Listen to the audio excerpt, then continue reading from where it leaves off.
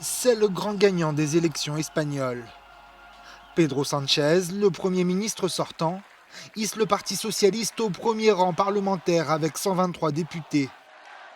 Celui qui avait renversé Mariano Rajoy il y a un an a offert dimanche la première victoire électorale à la gauche espagnole depuis 2008.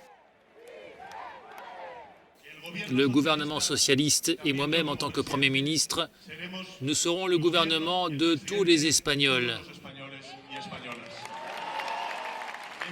Et deuxièmement, à partir de nos idées de gauche, de notre position progressiste, nous allons tendre la main à tous les partis politiques qui respectent la Constitution, afin que nous puissions aller de l'avant en ce qui concerne la justice sociale, la concorde et l'intégrité politique.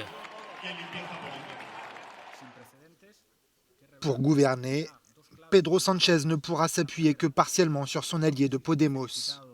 Le parti de la gauche radicale voit son nombre de députés divisé par 2, avec 35 élus dans la nouvelle assemblée. Si la percée de l'extrême droite était attendue, elle n'en demeure pas moins spectaculaire.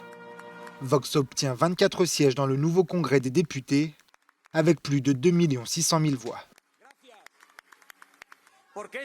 Ceci est juste le début. Nous vous avons dit que c'était le début de la reconquête, et c'est ce que nous avons fait. Cette reconquête a maintenant une voix au Parlement, et nous pouvons clairement dire à toute l'Espagne que Vox est là pour rester. Chez les conservateurs, le Parti populaire obtient l'un des pires résultats de son histoire, avec seulement 66 députés. Le parti désormais dirigé par Pablo Casado a perdu plus de 3,5 millions de voix depuis 2016.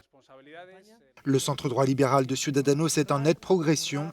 57 députés porteront les couleurs du parti d'Albert Rivera.